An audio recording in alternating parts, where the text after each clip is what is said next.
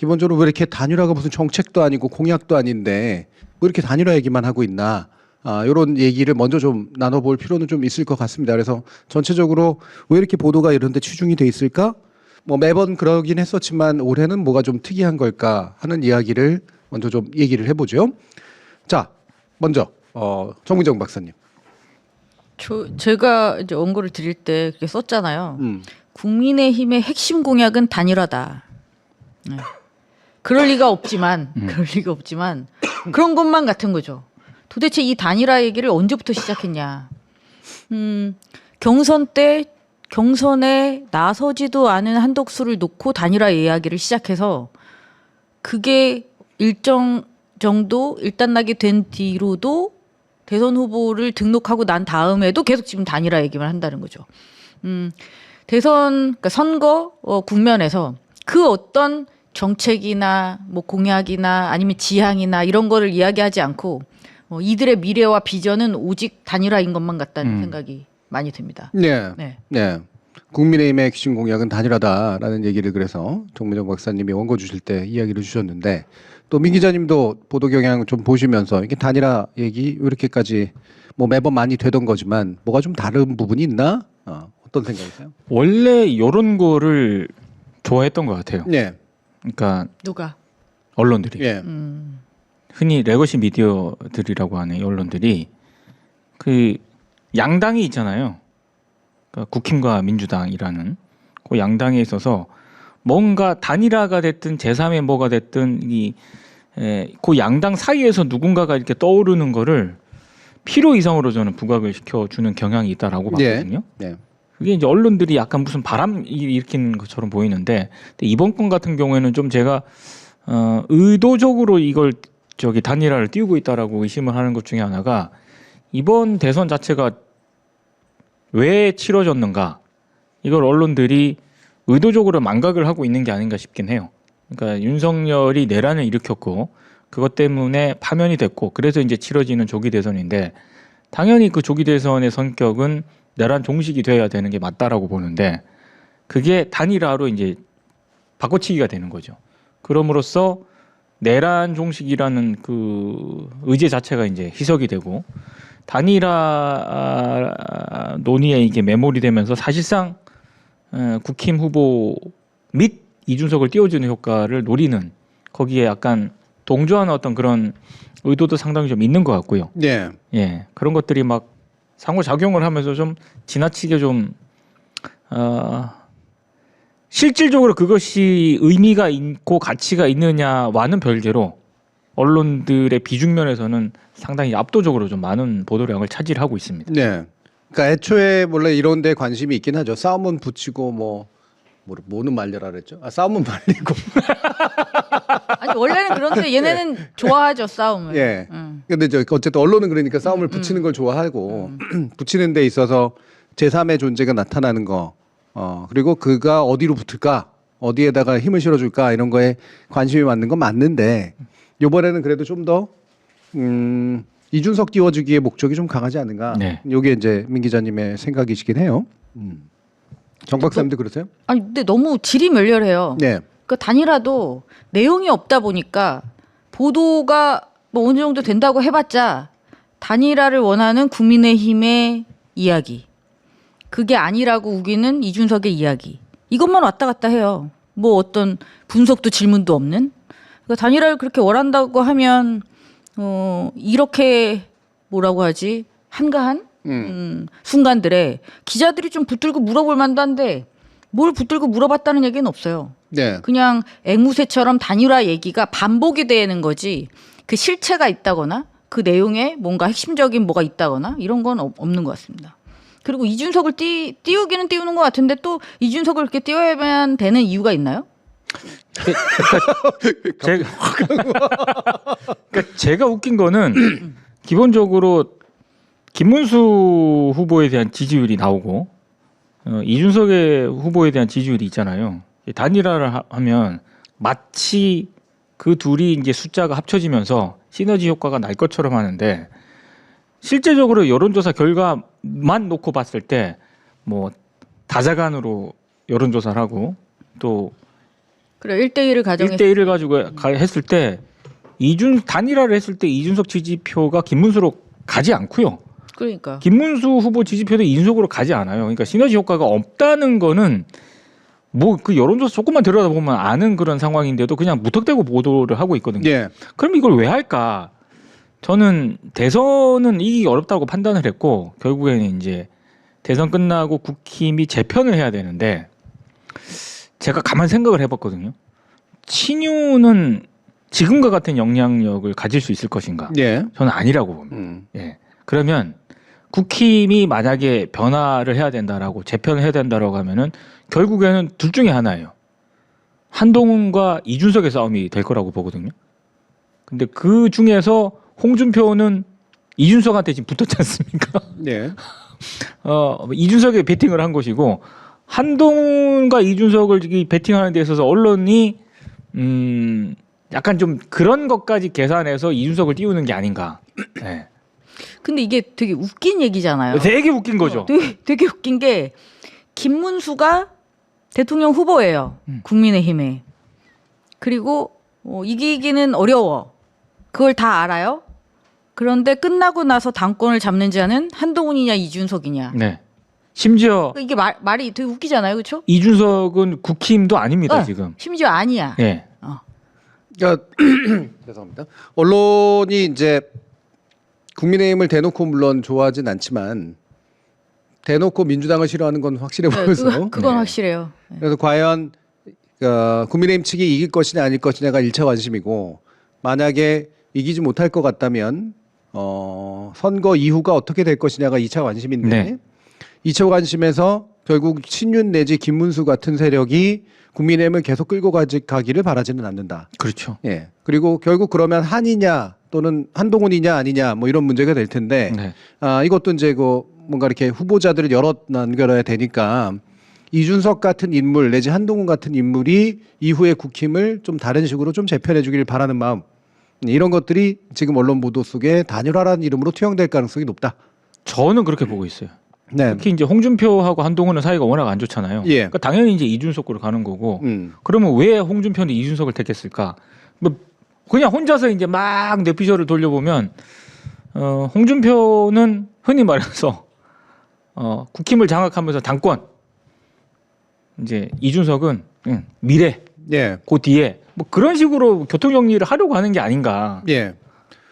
그러니까 대체로 언론들이 이준석이 이후 보수에 키를 주고 갔으면 좋겠다라는 마음을 품고 있는 거는 비교적 맞는 것 같아요. 네. 바람을 가지고 있는 네. 건 확실한 것 같아요. 그게 이제 단일화를 통해서 그게 이루어질 것인지 아니면 단일화 이후의 판을 통해서 이루어질 것인지 그쵸. 생각이 좀 다르겠지만 저는 사실 이준석이 국민의힘을 먹고 싶으면 둘 중에 하나에 대해서 뭐가 정말 더 자기한테 맞는 길일까를 되게 많이 고민하고 있을 거라고 보거든요. 단일화가 그 효과를 낼까? 일부 낼 수는 있겠지만 사실은 여기서는 언제나 뒤통수를 치는 그룹들이 있기 그쵸. 때문에 그러니까 국민의힘에게 굉장히 표를 많이 던져주는 듯한 그런 모습을 보여야 자기가 나중에 뭔가라도 해볼 텐데 그게 잘 안 나타날 거라고 이제 생각이 된단 말이에요. 이제 다른 한편에서는 근데 계속 남아 있으면 흔히 뭐 선거비 보전 뭐 이런 얘기 하는데 그거는 지금 같은 선거 구조에서는 여기까지 온 이상 이준석이 쓴 돈을 국힘이 대신 내줄 수는 없거든요. 그럼요. 그거 하려면 굉장히 복잡하고 사실은 문제 있는 방법을 써야 되기 때문에 후보 매수까지 가능한 형태라서 그것 때문은 아닐 것 같고 실제로 내가 이제 바깥에서 계속 뛰고 있다고 하더라도 뛰고 난 다음에 이렇게 배신자 프레임이 이제 쓰일 수가 있잖아요. 그럼 나중에 국힘을 잡아먹는 게 쉽지가 않아. 그렇죠. 예, 그러면 스스로가 열심히 뛰어서 선거비 보전이 일부라도 가능한 형태까지 만약에 끌어올릴 수 있으면 네. 야 결국엔 이준석이 그냥 그나마 낫겠다. 얘를 위주로 좀 정계 개편이 됐으면 좋겠어. 이런 이제 분위기가 좀 더 커질 테니까 배신자로는 누를 수 있다. 뭐 이런 판단까지는 하겠죠. 네, 결국은 이제 지지율이 문제인데 네. 현재 지지율이 좀 애매해서 예, 충분히 이후에 키를 쥐고 갈 만큼 하면서도 배신자론이 안 나올 수 있을 정도가 될까? 여기에 대한 판단이 좀 결정적이지 않을까. 그런 생각이 좀 들어요. 지금까지 계속 안 하겠다라고 얘기한 건 그런 이유 때문인 것 같고. 그래서 저는 지금 보도의 전반적인 경향이 뭔가 두드러지게 보이는 게 없이 질이 멸렬하는 것. 예. 그다음에 김문수를 제외한 국민의힘의 어떤 밖으로 흘러나오는 이야기들을 보면 전반적으로 다들 이게 안개 속인 거죠. 뭔가 명확한 게 없어.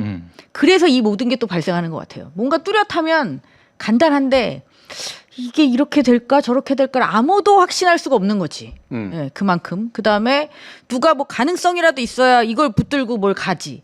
근데 그것도 지금 애매한 거잖아요. 네. 그러니까 근데 이 와중에도 신기한 건 김문수는 결국 대통령 후보인데 아무도 김문수가 이후에 당권을 잡을 거라고 또 생각하진 않아요. 네. 네. 그렇죠. 그것도 참 신기한 것 중에 하나인데 네. 그러면 만약에 이제 이 선거가 끝났어. 그 이후에 김문수는 과연 호락호락 그냥 물러날 것인가? 아니요. 네, 저는 그거는 네. 너무 이렇게 당연한 것으로 생각해서는 안 된다고 봐요. 네. 김문수라는 사람이 비록 선거에서 졌다고 하더라도 이후에 그렇게 호락호락 이제 죽어 막 조용해지고 뭐 그냥 돌아가고 야인으로 돌아가고 뭐 이렇게 자연스러운 해결이 날까 원하는 만큼 그렇지 않을 것이다. 분명히 여기는 자신의 욕망을 가지고 이후에 삶을 개척하려 들 것이고 그럼 또 하나의 변수로 작동을 하겠죠. 네. 네. 그리고 저는 이준석 같은 경우는 단일화를 안 할 가능성도 있다고 생각하거든요. 네. 왜냐하면 물론 할 가능성도 있죠. 저는 그거를 예견하진 못하겠어요. 네. 그건 잘 모르겠어요, 진짜. 근데 하지만 안 하는 것이 유리하다고 판단할 수도 있다. 지금 여론조사의 결과들을 보면서 자기가 상승세를 탔다고 믿고 있는 것처럼 보이고 그렇다면 지금 애매하게 단일화를 하는 것보다 왜냐하면 그 약속이 지켜질지 안 지켜질지도 모르는 상황에서 차라리 어느 정도 표를 확보할 수 있다고 스스로가 믿고 그 가능성을 더 높게 본다면 다 끝나고 나서 화려하게 다시 돌아가는 것을 예. 생각할 수도 있겠다 예. 싶습니다. 네. 그러니까 뭐 흔히 말하는 뭐 총리 제안부터 해서 뭐 당권 제안이라든가 이런 거는 별로 안 믿을 것 같고 네. 네. 결국 자기 힘으로 다시 먹어야 된다는 생각이 훨씬 강하겠죠. 그래서 내 지지율이 일부 생각보다는 좀 더 올라가는 듯한 물론 이제 여론조사를 다 믿을 필요는 없는데 그것에 의해서 10% 선이 왔다 갔다 될 때 자기 내부 스스로는 몇 퍼센트 선을 승리 키를 쥐는 어떤 선이라고 여길까? 네. 몇 퍼센트일 것 같으세요? 저는 이준석이 10%의 함정에 빠졌다라고. 네. 왜냐면 한 자릿수였는데 일단 10% 여론조사에 이렇게 두 자릿수가 나오기 시작하잖아요. 네. 그러면 그 전에 단일화를 생각을 많이 했을 거예요. 근데 이게 두 자릿수가 되지 않습니까? 네. 어쨌든 실질적으로 10%를 획득을 하느냐 이거는 뭐 투표를 까봐야 알겠지만 여론조사에 이렇게 나오기 시작을 하면은 최소한 반은 받을 수 있지 않습니까? 선거 네. 보전을.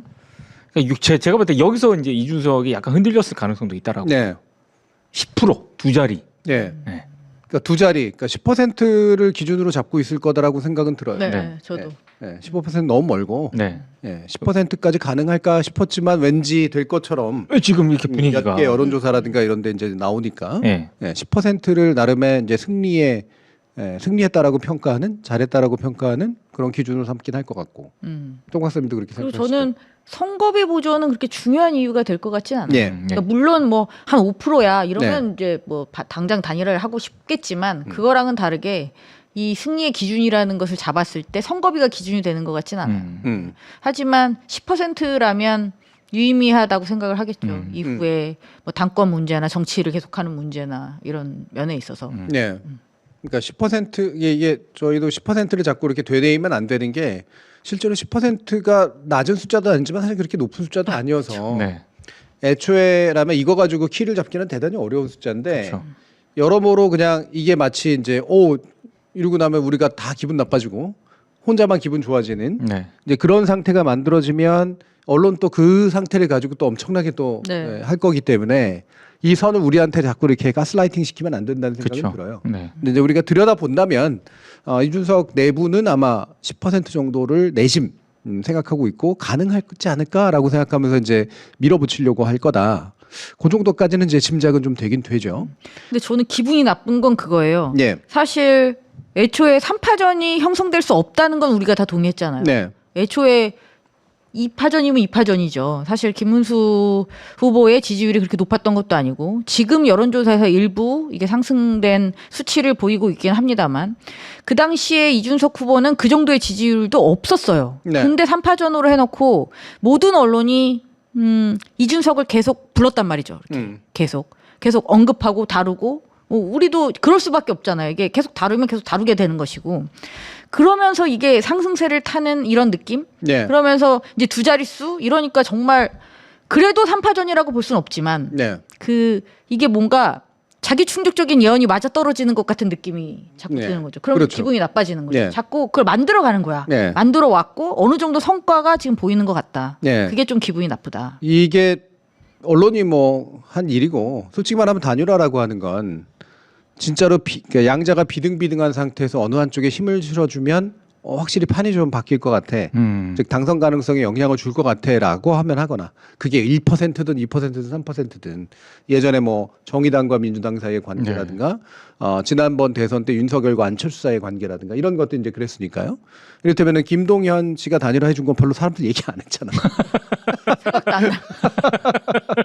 그리고 안 했다고 해서 욕도 안 했을 거라고. 네, 그렇죠. 네. 네. 근데 그만큼 김동연 씨는 이제 더 많은 걸 얻은 셈인데. 근데 요번에 뻔히 아까도 얘기했지만 여론조사나 이런 거 돌려보면 이 수치 자체도 별로 아닐 뿐더러 합쳤을 때는 오히려 더 효과가 없다라고 하는 사실들이 이제 자꾸 나타나는데도 불구하고 네. 이 수치를 자꾸 얘기를 해. 그러니까 심지어 어떤 무리수를 쓰냐면 두 개의 무리수가 겹치는데요. 김문수의 그 퍼센티지를 최대한 끌어올려 놓고요. 이거는 저는 조작이 들어갔다라고 봅니다. 그리고 이준석의 표도 최대한 끌어놔. 그리고서 뭐라고 얘기하냐면 단순 합산 시 이재명을 네. 앞서 이렇게 얘기를 해. 단순 합산하면 안 된다니까.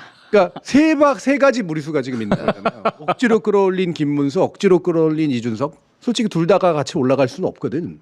이 둘 사이엔 상쇄관계가 있기 때문에. 그리고 나서 단순 합산하면 해볼 만해. 이게 이제 가장 극단적으로 언론이 만들고 있는 무리수인 것 같아요. 네. 결국은 그러니까 단일화라고 하는 건 사실 그렇게까지 뉴스 가치도 없을 뿐더러 실제로 그렇게까지 큰 변수도 아니야. 네.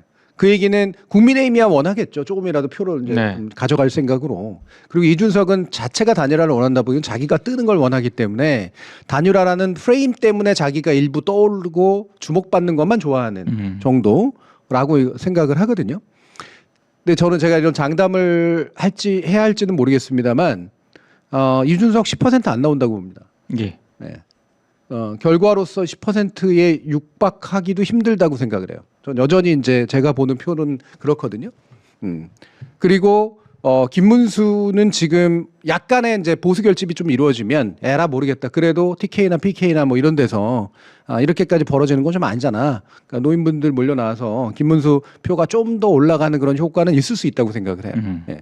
그럼에도 불구하고 대세에 현재 10%에서 15% 이상 차이 나는 것에 큰 어떤 그 차이를 불러일으킬 정도까지는 아니다. 네. 그래서 여러분들이 뭐 괜히 불안해할 필요는 전 없다라고 생각을 합니다. 그러니까 즉 민주당 지지자 분들 같은 경우에는 그래서 지금 여론조사 놀이가 현재로서는 굉장히 무리수를 둬가면서까지 하고 있는 것이 너무 뻔히 보이고요. 근데 중요한 건 공표 금지 기간에 이 일들이 더 벌어질 그렇죠. 거예요. 네.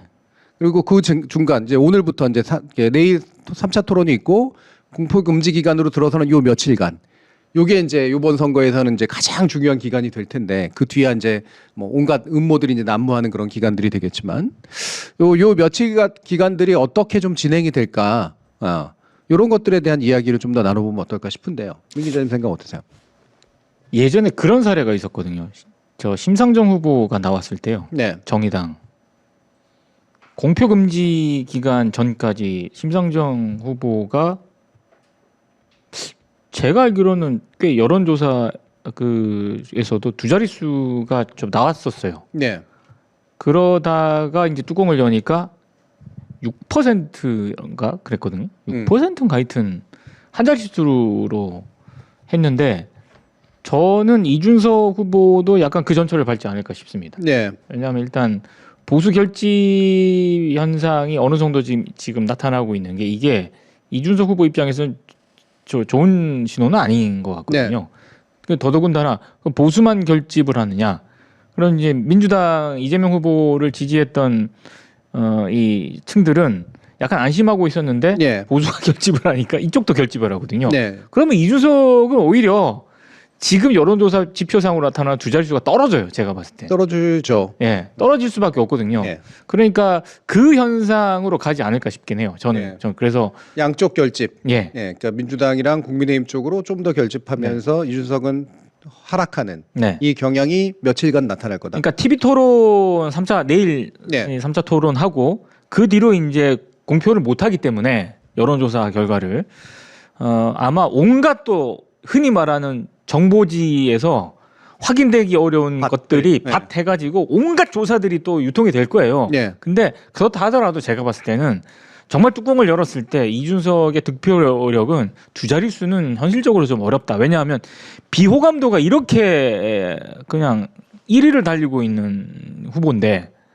두 자릿수가 나오기는 어렵다라고 봅니다. 지형상으로도 어렵고 개인적인 캐릭터를 봐서도 좀 어렵다라고 저는 보고 있습니다. 네. 예. 나중에 이제 뭐 공표 금지 기간 되기 전까지 나온 조사들을 제가 한번 쑥 다 한번 볼 텐데 이번에는 여론조사 M도 잘 못 믿겠어요. 네. M도 오염된 것들이 이렇게 그러니까요. 소스 더해지면서 자체가 생기는 맞아요. 효과가 좀 커져서 네. 예. 그리고 이번에 여론조사가 생각보다 그렇게 많지 않거든요. 그렇죠. 네. 아마 판이 좀 이렇게 그 고정되어 가는 것 같으니까 이제 막 그 돈 들 쓰려고 그렇게 여론조사 많이 안 하고 남 여론조사나 보는 그런 상태인데 지금의 여론조사는 그러니까 메이저 하고 있는 여론조사들 이제 꽃도 사실 메이저죠. 지금은 제 돈을 제일 많이 쓰고 있습니다. 네. 그래서 꽃과 갤럽, 그다음에 리얼미터, NBS. 예, 요게 이제 기본이 되는 이제 메이저 한 4-5가지 정도가 되는데 여기서 RDD는 제거해도 상관없습니다. 그러니까 이제 리얼미터는 전 참고만 해도 된다고 생각을 하고요. 예. 꽃과 갤럽 정도를 보고 MBS는 이미 오염이 많이 돼 있는 네. 그 조사라서 이 두 가지만 이제 지표상으로 보면서 이게 약간의 이제 약간씩 과표집들이 있을 수 있으니까 이거를 보면서 계산을 해보면 과연 이른바 무당층 내지 모르겠음으로 답한 이 수치가 투표장으로 나올 것이냐 그리고 나와서 누구한테 표를 줄 것이냐. 그렇죠. 예. 이 마음을 숨기고 있는 이유가 무엇 때문이냐. 저는 이제 이거는 샤이 보수라고 생각해요. 샤이 극우에 가깝죠. 솔직히 말하면. 근데 극우까지는 스스로가 아니라고 생각하는 쪽. 그래서 샤이 극우가 일부 있고 이들이 이제 김문수에게 더해주는 표가 꽤 될 가능성들이 있다. 네. 예, 이렇게 생각을 합니다. 그리고 말씀하신 것처럼 안 나가려다가 나가게 된 이 민주당 지지층. 여기가 이제 또 일부 좀 있을 거라고 네. 생각을 해요. 근데 이준석은 안 나가려다가 얘 때문에 나가겠어가 또 별로 없고, 예, 무당층이나 이른바 이제 마음을 숨기고는 샤이구구가 이준석에게 막판에 그래도 얘가 그래도 희망이야 하면서 얘한테 국민의힘을 벌 주기 위해서 이준석한테 표를 줄 가능성도 별로 없다. 그게 이제 현재까지 이제 네. 판단이에요. 근데 실제로 이제 한번 수치를 분석해봐야지 이제 되겠지만, 예, 정무정 박사.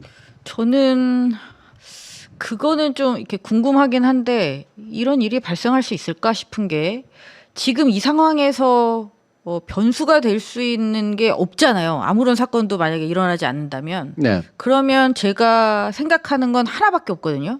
국민의힘에서 일어날 수 있는 하나의 변수라면 드디어 윤석열과의 단절을 선언하는 것. 네. 네. 그 정도 이슈는 나올 수도 있지 않을까? 가능성이 있지 않을까? 그것이 뭐 반드시 계엄이나 내란에 대한 사과까지는 안 가더라도 어느 정도의 선을 긋는 방식으로 뭔가에 이렇게 더 집결을 강화시킨다든지 이 정도의 제스처는 있을 가능성이 좀 있고 그걸 통한 집결 이런 것들을 꾀할 수 있지 않을까. 이후에 일주일 동안 벌어질 수 있는 일을 예상한다면 그 정도를 생각하고 있습니다. 예. 네. 또 혹시 다른 변수? 근데 그러기에는 제가 볼 때 김문수 후보가 너무 정신을 못 차리고 있는 거. 네. 그러니까 윤석열과의 단절을 꾀하려면 최소한 지금부터는 빌드업을 해야 되잖아요. 네. 근데 여전히 사전투표 폐지를 하겠다고 공약을 해놓고선 사전투표 하라고 그러고 그리고 오늘 나온 발언도 보면 여전히 그게 사전투표 하라고 하면서도 사전투표 문제 많다 그러고 네. 그리고 윤석열과의 관계도 분명하게 선을 못 긋고 있고 오히려 전광훈 씨하고의 관계는 더 어버버버리는 상황이고요. 네. 그런 걸 보면은 그 정의정 박사님 말씀하신 그 변수, 그 변수도 김문수 후보한테는 어려운 변수가 아닌가. 그래서 오로지 지금 단일화에 목매는 네. 그런 상황. 그러니까 변수라는 게 뭐 이루어진다라기보다는 네. 그거 정도가 남았다 이렇게 네. 보는 거고 그럴 가능성이 별로 없을 것 같다. 그러니까 김문수 하는 걸 봐서 예. 그 변수도 변수로 등장할 가능성이 지금 하는 행태로만 보면은 안 되겠는데 이런 예. 생각이 들어요. 그러니까 제가 이런 생각을 끊임없이 하게 되는 게 저는 이게 자꾸 받아들여지지가 않는 거예요. 네. 이 상황이. 네. 그러니까 김문수가 지금 말씀하셨듯이 다 어버버하고 있어. 뭐 하나 뚜렷하게 얘기하는 거라고는 단일화밖에 없어요. 그렇죠. 네. 그런 상황에서 이렇게 간단 말이에요. 근데 이 사람이 받는 표는 오히려 늘어나고 있다는 걸 그걸 나는 정말 감당이 안 되는 거죠. 네. 네. 이해할 수가 물론 뭐 이게 이해 대상이 아니라고 한다고 하더라도 네. 이건 좀 너무하지 않습니까? 네. 괜찮으세요, 다들? 이걸 그렇게 프레임을 짜면 우리가 나쁜 놈 되잖아. 아니 아니죠. 내가 미처 이해하지 못하는 어떤 부분들이 있는 거니까요. 네. 네. 근데 솔직히 저는 무슨 생각이 들었냐면 윤석열 정부 들어가지고 총선 재보궐선거에서 여론조사 기간이 마친 게 없어요. 거의 없다고 저는 단언을 하거든요. 오히려 거의 다 빗나갔죠. 그것도 표차도 많이 어긋났잖아요. 네. 그래서 저는 여론조사를 일단 믿을 수가 없고 네. 뭐 보수가 과표집다 이 자체가 아니라 이 밑바닥에서 움직이는 이 여론을 과연 여론조사 기관들이 제대로 지금 파악을 하고 있나 이런 생각이 들어요. 그러니까 뭐 샘플이라든가 표본수의 문제 이런 게 아니라 굉장히 이 아까 정준희 교수님 샤이 보수 뭐 이렇게 그러니까 여론조사에 반영되지 않은 이 표심들이 분명히 있는데 이 변수들이 굉장히 많아졌다라고 보거든요. 그래서 이 사람이 투표장에 가느냐 안 가느냐에 따라서 실제 표수도 많이 차이가 나고. 네. 결국은 근데- 투표율이다. 그렇죠. 네. 그 결국에는 여론조사에 너무 저는 특히 여론조사가 가지고 있는 문제점은 이미 명태균 게이트를 통해서도 데이터를 조작을 하는구나. 라는 생각까지 들면은 지금 이렇게 또 막판에 이렇게 보수 결집이 나타나고 있는 것도 제가 봤을 때는 엇나갈 가능성이 저는 많다라고 네. 봅니다. 아까 그 댓글들 중에서도 보면 그리고 아마 이제 그 정미정 박사님의 이 좌절 왜 선거가 왜 이따위로 진행이 되고 네. 있는 거야?라고 생각되는 요 부분의 것들까지 합쳐서 보면 어떤 분도 아까 그러셨거든요. 그러니까 지난 대선에서 이재명 후보가 그 47%막 8% 이렇게 여기까지 치고 올라가는 그런 선거를 했는데 왜 여기서 늘어난 게 요만큼뿐이 없는 것 같지? 요 생각을 이제 하시는데 저는 그 밀도가 되게 다르다고 생각해요. 예, 지난 선거는 죽어도 윤석열은 못 찍어주겠어 하시는 분들이 보통 투표장 안 가는데 예, 기어기어 나와서 어쨌든 이제 못 믿었지만 그래 이재명한테라도 투표하자. 네. 예, 라고 흔히 말하는 차항론, 예, 차선도 아니에요. 차항론으로 투표하신 분들이 꽤 많았다고 봐요. 저는 그게 한 5, 6% 이상 될 거라고 생각을 합니다. 그런데 요번에 밀도는 한 50%에 가까운 이 밀도는 굉장히 높은 밀도라고 봐요. 그 밀도는 뭐냐면 이거 저 내란당 저놈들 한번 제대로 혼내주는 사람이 대통령 했으면 좋겠어 라고 생각하는 아주 강한 거의 비슷한 생각을 가지고 있는 이재명에 대한 이제는 더 이상의 유보도 없는 그렇죠. 예, 이런 사람들이기 때문에 훨씬 더 강한 밀도라고 생각을 해요. 근데 문제는 여기에 그래도 막 한 55에서 60 정도까지는 가야 되는 거 아닌가? 이제 이런 생각인 거잖아요. 예. 근데 저는 그게 되게 쉽지는 않다고 생각하는 게 두 가지 이유인데 하나는 전형적으로 언론의 잘못입니다. 네. 언론이 이 판을 정말로 내란에 대한 끊임없는 문제의식을 가지고 만약에 다뤘다면 이렇게 안 돼요. 이준석도 삼자구도론에서 막 이렇게 막 신나가지고 뛰는 것도 안 되고 김문수가 저런 식으로 해가지고 막 보수 결집 뭐 가능하다는 등 크로스 뭐 어쩌고 이런 얘기 못 합니다. 그러니까 지난 그 박근혜 대선 당시 박근혜가 이제 망하고 난 다음에 대선 문재인 대선 당시하고 유사한 방식들이 이루어질 거예요. 근데 그때는 여러 그래도 굵직한 후보들이 나왔으니까 약간 분산되는 형식으로 박근혜 탄핵에 대한 이제 분노를 표출한 거죠. 네. 근데 이번에 언론이 그 짓을 안 했어요. 그래서 50% 이상에서 막 올라가는 뭔가를 하기는 굉장히 어렵습니다. 네. 여러 보수 인사들도 끌어붙이고 이렇게까지 해서 되게 잘했는데 그 이상으로의 표로 안 나와. 두 번째는 이유는 또 뭐냐면 제가 이건 정미정 박사님한테 지난주에 이렇게 사적으로 말씀을 드린 건데 우리나라의 약간 무당파 내지 약간 중도층이라고 생각되는 그런 사람들이 지나친 전략적 투표에 너무 익숙해져 있어요. 예. 그래서 둘 중에 하나 하는 거야. 이번에 투표하러 갈까 말까. 요게 하나의 전략이고요. 안 함으로써 이제 참여하지 않음으로써 자신의 냉소를 표현하거나 또는 참여함으로써 뭔가 냉소를 표현하는 억설적으로 누군가를 이렇게 조지려고 하는 거죠. 이것이 일단 1차로 전략적으로 판단을 하고요. 그다음에 2차로는 뭐냐면 누구한테 이 표를 얹어줄까로 판단을 하는데 이재명은 이미 많은 것 같아. 예. 50% 넘길 것 같으니까 이 정도 여기서 뭐 내가 하나 더 얹어봤자 51에서 50이 되고 뭐 이러는 게 큰 의미가 없다라고 보는 거지. 여기에 이걸 이준석한테 얹어주는 게 재밌을까? 아니면 김문수한테 얹어주는 게 재밌을까? 근데 이재명하고 김문수하고 이준석 외에 또 다른 얹어줄 사람이 없거든. 권영국 씨한테는 안 가요. 예, 이 사람들은. 근데 이걸 얹어주려고 하는 데서 그냥 지금 무당층으로 숨어 있거나 투표를 안 하거나 아니면 여론조사 때는 이런 데다 한두 개 얹어주는 이런 식으로 이제 지금 행동하고 있다는 거지. 그래서 이게 50 이상 넘겨가지고 훅 가는 거는 상당히 어렵습니다. 그렇죠. 저는 이 두 가지 요소가 결합돼서 현재 여러분들이 보시기에 되게 좀 이상하다 싶은 그런 상태가 만들어지는 게 아닌가 이렇게 생각을 해요. 야, 그럼 그 사람들은 재밌나 봐요. 네, 선거를 그렇게 심각하게 생각하는 사람들이 아니에요. 내란에 대해서도 그렇게 심각하게 생각하는 사람들이 아니고 이른바 쿨병에 빠져 있는 그런 네. 사람들이고 전형적으로. 네. 그러니까 되게 저희는 씁쓸한 얼굴.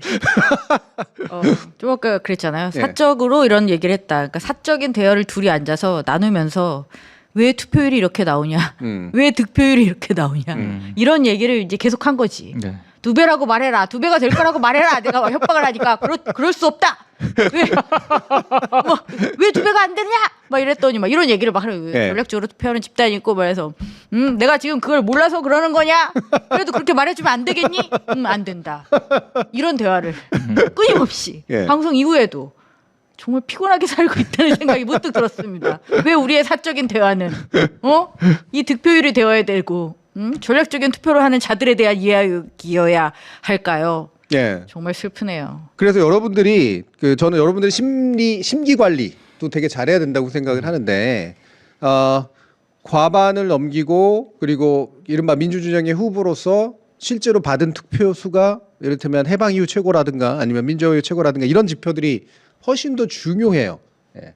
이게 이제 여러분들을 충분히 만족시키지 않지만 이게 결코 쉬운 일이 아니고 이 이상으로 가는 것은 여러 가지 구조적인 한계상 상당히 어려운데 그게 막 55 이상 나오고 60 이상 안 나오고 막 이러면 왠지 진 느낌, 네. 그래서 힘 빠지는 느낌 이게 드는 게 이제 그 국정 동력에서는 훨씬 더 안 좋거든요. 그렇죠. 네.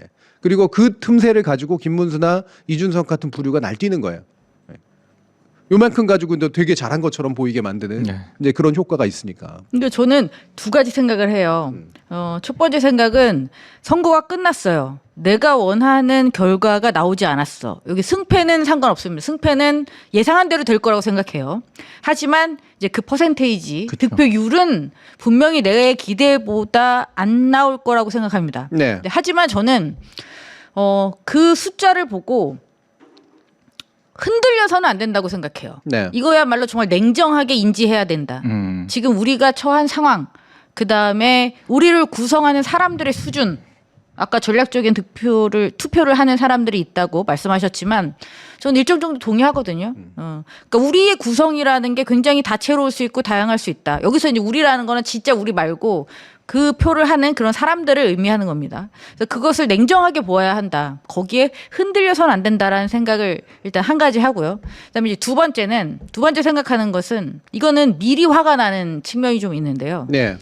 압도적인 어떤 표차가 발생하지 않았을 경우 내지는 압도적이라고 평가할 수 없는 정도의 수준이라고 또 과장할 수도 있는 정도의 결과가 나올 가능성이 좀 있잖아요. 네. 그럴 때 언론들의 태도예요. 네. 그렇죠. 걔들이 뭐라고 할지가 벌써 보여요. 그렇게 해서 정말 전방위적으로 공격을 할 거예요. 네. 그때 그들의 시각으로 봐서는 안 된다. 음. 저는 이거는 굉장히 중요하다고 봅니다. 그러니까 네. 미리 우리가 예상을 하고 있어야 됩니다. 분명히 언론은 집단적으로 그런 태도로 나올 겁니다. 봐라 너네가 그럴 줄 알았다. 내란범에 대적해서 싸웠는데도 이 정도 표차밖에 못 됐다. 그 이유가 뭐냐. 너네가 지나쳤다. 분명히 이런 식으로 몰고 갈 거예요. 여기에도 흔들려서는 안 된다고 생각합니다. 저는. 네. 네. 그러니까 그렇다니까요. 그러니까 이게 그 사람들이 이런 내란을 벌이고 막 계엄을 하고 막 이런 것들이 충격이 있지만 옛날하고 좀 다른 게 이 충격이 오래 안 가요. 그리고 이게 제압이 됐거나 어쨌든 막 그렇게 성공을 못한 듯 하면 금방 옛날 상태로 돌아가. 그렇죠. 네. 이게 그렇게까지 막 심각한 문제라는 생각은 안 하는 거죠. 눈앞에서 막 피가 터지고 이제 진짜 무슨 총알이 왔다 갔다 하고 이런 일들을 다시 겪지 않는 한. 왜냐하면 그 전까지는 다 게임이야. 이 사람들한테는 게임 가상 공간이라는 거지.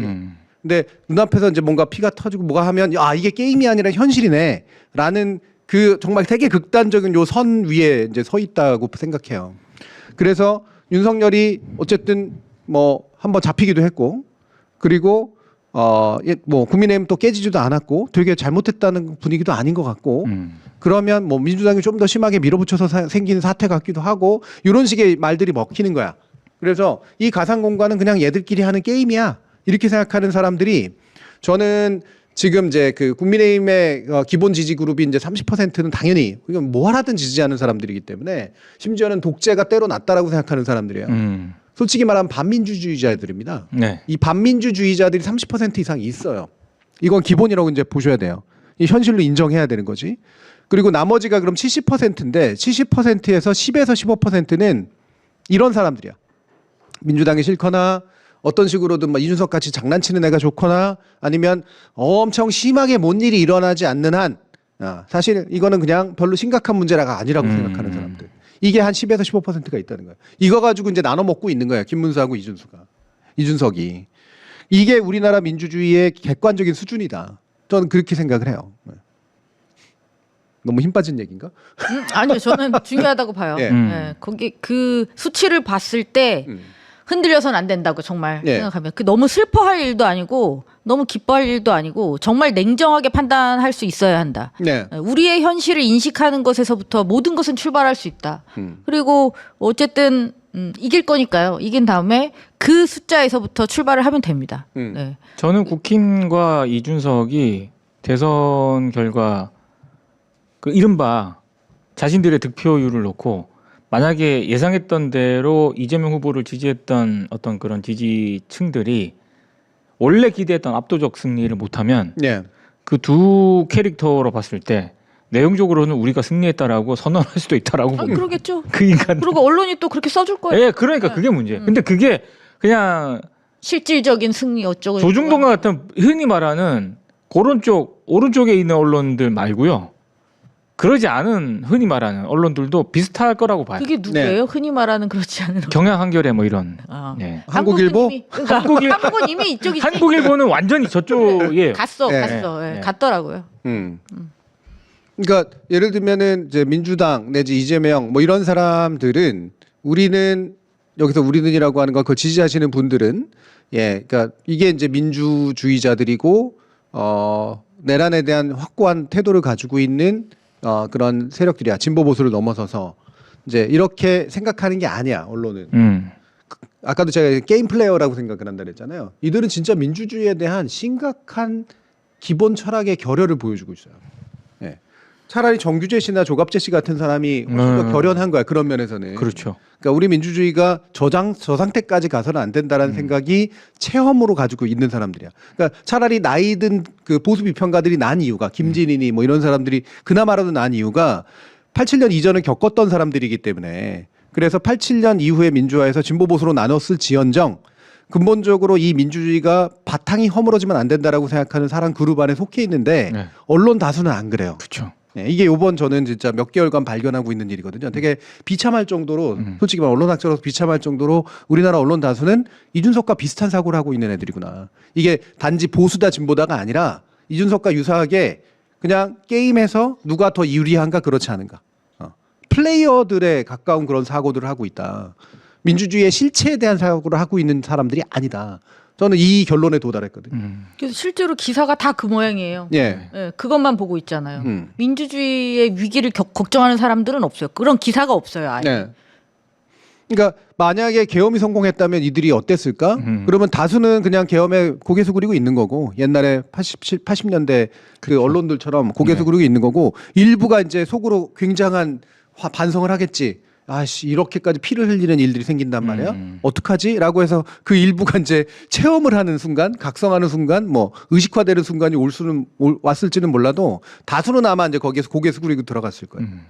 그러면 이 다수와 플러스 그걸 겪어봐야 아는 사람들이 언론의 다수를 구성하고 있다는 거예요. 네. 그러니까 민주주의에 대해서 정말 결연한 태도를 가지고 있는 진보 보수를 막론하고 이 언론과 언론의 숫자는 실질적으로는 한 30%도 안 된다. 오히려. 예. 현실에서 우리나라 사람들은 한 50% 이상이 그런 태도를 가지고 있는데 언론은 겉으로야 뭐 민주주의가 중요하고 뭐 계엄하면 안 되고 이런 식의 얘기하고 윤석열이 좀 심했고 이렇게 얘기하는지 모르겠지만 실체적으로 민주주의에 대한 강한 확신을 가지고 있는 그룹이 대중보다 더 적다. 예. 이건 진보 보수의 문제를 떠나서 저 그런 생각이 들었어요. 그리고 사실은 이준석의 어떤 정치의 한 단면이라고 보여지는데 일단 비용을 최소화하기 위해서 지금 대학교 다니면서 학식 먹잖아요. 그것도 그 차원이라는 그러니까 비용 문제가 이게 네. 실제로 문자를 선대위에서 보내잖아요. 정당에서. 근데 이 선거를 한번 치러보신 분들은 아시겠지만 이게 총선 때 한번 나가는 것도 수백이거든요. 근데 대선은 차원이 다르다 보니 이게 단가가 달라요. 그래서 어마하게 비용이 드는데 그런 것들을 뭐 절약하는 그런 차원에서 이준석 개혁신당 쪽에서 하는 행보는 주로 이제 언론 미디어 쪽에 많이 노출되는 네. 그런 전략이거든요. 매우 저는 언론들이 이준석 친화적일 수밖에 없는 이유도 그거에 있다라고 봅니다. 예. 그러니까 서로 쿵짝이 잘 맞아요. 짝이 진짜 잘 맞아요. 이준석은 이렇게 말하면 써줄 거를 알아. 네, 그리고 정확하게 언론은 알아요. 기다려. 네, 지금쯤 말할 때가 되었지. 네. 그리고 이게 왔다 갔다 하니까 문자를 안 보내도 된다니까요. 토론회라든가 이런 끝나고 나서 돌아다니면서 이준석의 이 흔히 말하는 워딩이 이 되게 재밌는 게 김문수라든가 이런 쪽을 흔히 말해서 강하게 깠을 때 언론들이 그렇게 안 받아줍니다.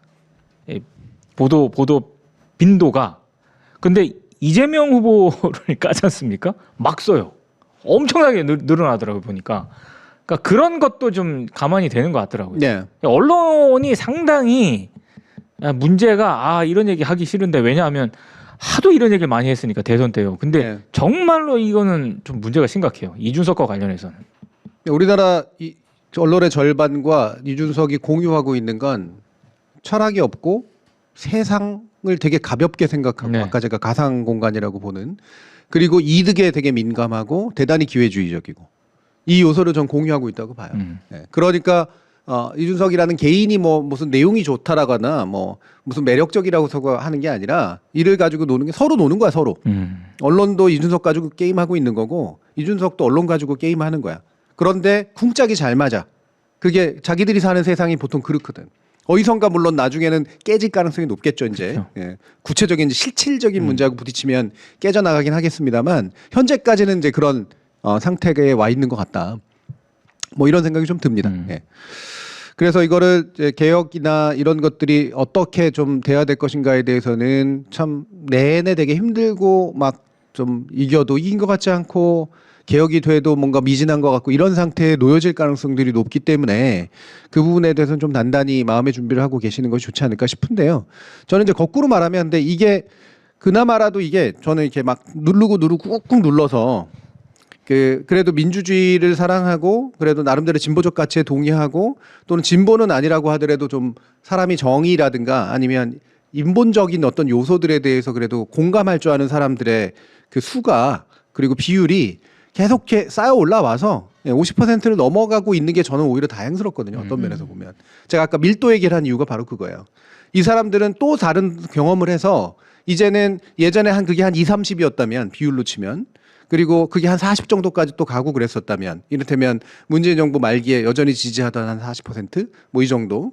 근데 지금은 그게 그래도 50도 정도까지 밀도가 좀 쌓여서 한 과반에 이르는 정도의 사람들은 그래도 어떤 일이 있어도 그래도 민주주의에 좀 더 좋은 방향으로 뭔가 우리가 갔으면 좋겠다라는 생각을 하고 거기에 맞게 움직이려고 하고 이 내란의 트라우마를 공유하는 사람들이 이제 생겨난 게 아닌가. 그러면 과거에 비해서 보면 그래도 민주진보가 토대를 두고 있는 이 토대 자체는 저는 훨씬 더 단단해졌다라고 생각을 해요. 그래서 이 부분이 만족스럽지는 못한다고 하더라도 이 밀도의 증가라고 하는 면에 있어서는 저는 의미가 꽤 크다라고 생각을 합니다. 그래서 저는 이번 선거를 규정한다고 한다면 내란 세력에 대한 단죄, 그다음에 민주주의의 수호 이렇게 봅니다. 그래서 선거 결과가 어떻게 나오든 그 숫자가 바로 이것을 민주주의를 수호하려는 세력이 그 숫자로 표현될 수 있다고 생각해요. 네. 그래서 그 숫자가 작으면 작은 대로 내 기대보다 작더라도 우리는 그걸 확인할 수 있는 거죠. 네. 지금 우리 중에 얼만큼이 이 민주주의를 수호하기 위해서 동의하고 있는가라는 것이 굉장히 어떻게 보면 뚜렷하게 드러날 수 있는 선거다라고 생각합니다. 이전 네. 선거하고는 확실하게 성격이 다르고 그 숫자가 우리의 기대만큼이 아닐 수 있어요. 네. 하지만 그걸 확인할 수 있는 겁니다. 그렇죠. 그래서 저는 그게 되게 중요한 것 같아요. 그게 너무 적을 리는 없어요. 하지만 우리 기대보다 못할 가능성은 높죠. 근데 그게 우리 수준이라는 거죠. 네. 그걸 확인할 수 있는 굉장히 귀한 기회다. 그리고 우린 지금 충분히 최선을 다하고 있다. 네. 그래서 그걸 확인할 날이 이제 얼마 안 남았다고 네, 생각합니다.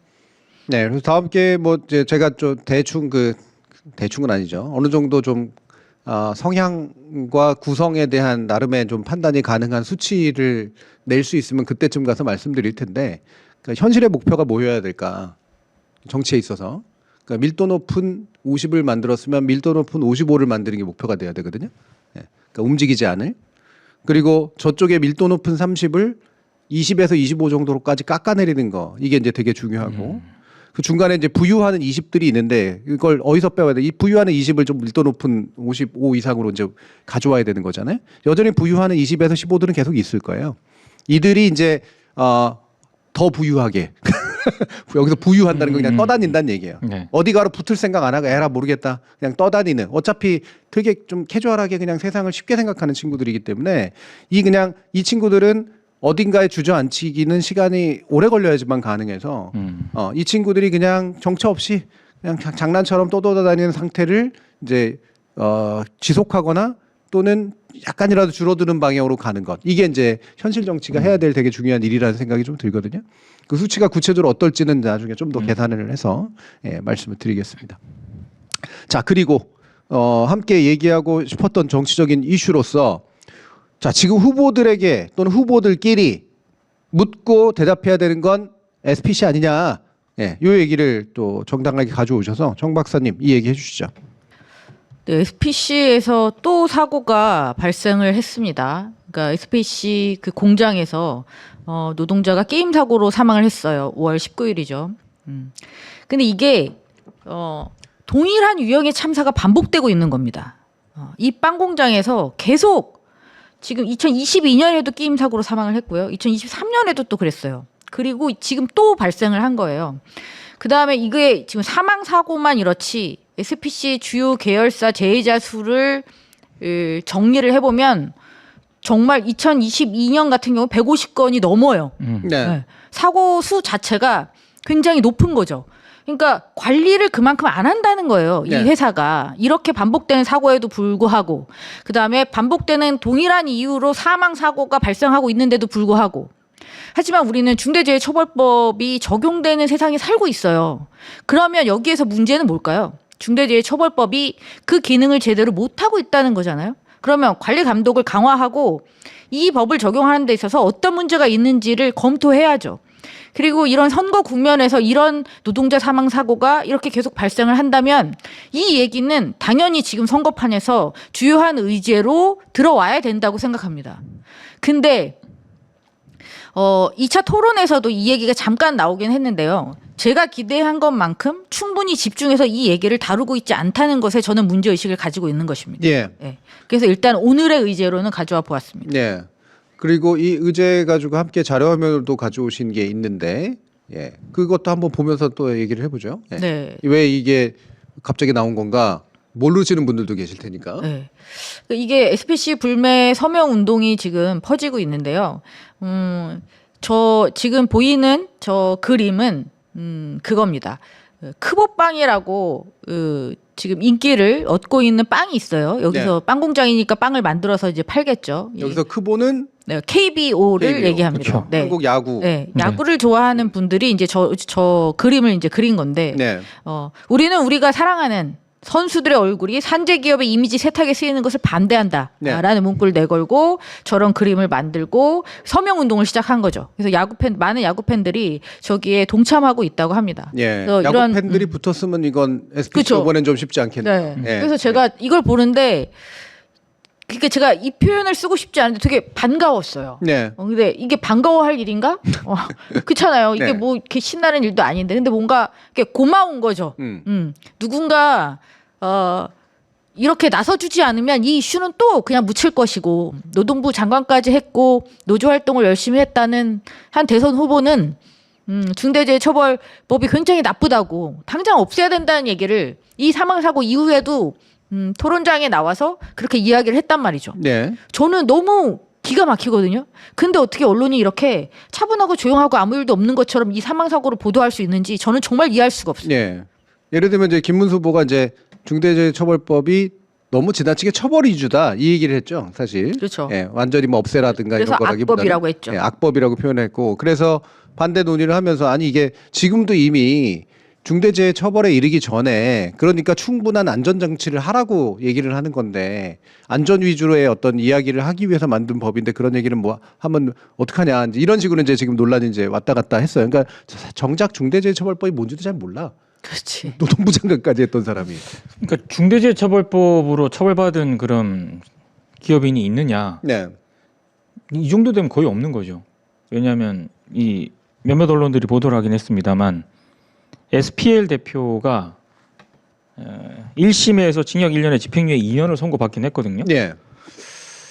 뭐 요 정도? 그리고 실제로 구속형을 이제 이렇게 감옥에 갇혀가지고 오래 사는 징역형을 사는 경우는 어제까지 없어요. 없어요. 예. 없습니다. 그리고 실제로 2023년 사망 사고 같은 경우에도 거의 뭐 한 2년이 다 되어가는데도 검찰 송치도 안 되고 있거든요. 네. 그러니까 몇몇 언론이 그런 표현을 썼지만 이게 지금 종이호랑이거든요. 기업들한테는. 중대재해를 여러 번 일으키고 있는 기업들한테도 중대재해처벌법이 종이호랑이에 불과한데 무슨 뭐 이렇게 김문수 후보 같은 경우 말도 안 되는 얘기를 하고 진짜 모르는 것 같아요. 네. 그래서 중대재해처벌법이 뭐 악법이다 이런 것도 말이 안 되는 거고, 사실 저는 뭘 봤냐면 아까 그 크보빵 네. 같은 경우에는 언론들이 이 SPC의 중대재해 여러 이제 사고가 끊임없이 발생하는데도 언론들이 레거시들이 별로 보도를 안 하잖아요. 근데 야구 팬들이 조직적으로 움직이거든요. 보도를 안 해도 움직입니다. 네. 예. 이게 굉장히 중요하다라고 봐요. 무시할 수가 없어요. 예. 레거시들이 움직이지 않았지만, 레거시 미디어들이 움직이지 않았지만, 보도를 안 했지만 이미 야구 팬들이 움직이고 있다는 것. 그리고 저는 이 SPC 사태 크보빵 이 불매 운동을 보면서 또 하나 좀 놀랐던 중에 하나, 택배 노동자 6월 3일 날 네. 투표하는 거 있잖아요. 이것도 안 썼거든요. 레거시들이. 근데 민주당과 조국혁신당과 같은 이 정당들이 이제 택배사를 가가지고 일종의 압력을 넣은 거죠. 이것도 언론들이 거의 뭐 못 보다시피 했습니다만 야당이 움직였거든요. 아, 야당 지금 여야 구분이 없지. 민주당과 조국혁신당 등의 정당들이, 소수 정당들이 움직여가지고 했는데, 그러면 택배사 쿠팡이라는 이런 데서 생각을 해봤어요. 왜 레거시 미디어들도 주목을 하지 않았던 이 사안들이 정당이 가서 욕을 한다고 해서 덜컥 받아들였을까? 쿠팡과 같은 어떤 대형 유통 업체에서 판세가 그렇게 가니까 네. 이재명 후보가 될 것 같으니까 정당이 와서 쉬어라, 쉬게 해줘라 얘기하니까 쉬는 거거든요. 그러니까 그 중요한 두 변화라고 보거든요. 그러니까 SPC 같은 경우는 이번에는 진짜 쉽지 않을 거다. 왜냐하면 일단 대선 결과도 그렇고 야구 팬들이 움직이는 거는 전혀 다른 문제거든요. 소비자들이 직접 움직이고 있다라고 하는 것. 이거는 좀 심각하게 받아들여야 될 것 같습니다. 네. 네. 그래서 지금 이제 SPC 계열사들이 얼마나 많은지 이 부분에 대해서 지속적으로 좀 불매 운동을 해야 되는 것도 좀 필요하고요. 그렇죠? 이게 빵뿐만이 아니라 되게 많은 그 카페라든가 이런 프랜차이즈 같은 것들이 또 있잖아요. 그런데 불매 운동보다 더 중요한 게 있다 이렇게 얘기를 하셨는데, 왜냐하면 그 중요한 게 뭐냐면은 이거를 이제 이런 소비자들이 움직이고 이런 부분들에 대해서 뭐 산업재해나 중대재해를 언론들이 많이 쓰진 않지만 네. 지금은 각 후보 선대위별로 기자들이 엄청 많이 붙어 있지 않습니까? 네. 그럼 아까 정민정 박사님 얘기한 것처럼 김문수 후보한테 물어야 돼요. 그러니까 물어서 이거를 대선 이슈화를 시켜야 되는 것이고 예. 이 부분에 대해서 계속적으로 다른 이상한 얘기를 하고 있는 김문수, 이준석 후보한테도 저는 물어야 된다라고 보거든요. 예. 안 묻잖아요. 음. 예. 그러니까 쟁점이 안 되는 겁니다. 이게. 아니 네. 저는 거기까지 안 가도 된다고 봐요. 이재명 후보한테 물으면 돼요. 물어야죠. 물어야죠. 그리고 이재명 후보가 말을 해야죠. 네. 더 이상 죽지 않게 하기 위해서 내가 어떻게 예. 구체적으로 어떤 애를 쓰겠다고 말하게 해야죠. 그게 지금 기자들이 할 일이고 후보들이 이야기해야 될 때입니다. 이건 아주 중요한 거라고 저는 생각해요. 네. 근데 묻지도 않고 묻지 않으니까 굳이 얘기도 안 해요. 근데 묻지 않아도 얘기할 수 있었으면 좋겠어요. 저는. 내일 정치 토론회에서 이 문제를 저는 세게 얘기를 했으면 좋겠습니다. 네. 네. 그러니까 이제 민 기자님은 이제 토론을 좀 떠올리신 거고 또 정 박사님은 이제 기자들이 이제 취재를 하든 네. 아니면 이런 방식에서 이제 이걸 떠올리신 건데 이 간격이 좀 멀죠. 이 중간 어딘가가 좀 있어야 되는데 예전에 비해서 보면 그 각 정당의 이제 공보단 또는 정책 집단하고 후보하고 뭐 유세 쫓아다니는 식으로 정도만 되고 있는데 이들한테 언론들이 자주 만나가지고 주된 정책 과제라든가 공약에 대해서 좀 질문 던지고 거기에 대한 공식 입장을 듣는 방식들이 과거엔 좀 더 많았거든요, 지금보다. 근데 지금은 그냥 토론, 유세, 그리고 나서 그거 중계. 예, 이쪽으로 언론이 하는 일들은 그거 중계하는 일들이에요. 네. 주로. 예, 직접적으로 물어보는 것도 거의 없고 기껏해야 방송 기자 클럽 뭐 이런 데서 이제 몇몇 후보 초청해가지고 얘기한 거 그런 거 정도인데 거기도 제대로 얘기 안 나오고 있고. 그래서 직접적으로 이 당이 됐건 후보가 됐건 뭔가 주요한 정책 사건이랑 정책 사안에 대해서 직접적으로 입장을 밝히도록 압박하는 이 방식이 필요한데 이제 그 공간이 너무 많이 줄어들고 있다. 네, 그게 좀 문제가 아닌가 하는 네. 생각이 또 들어요. 네.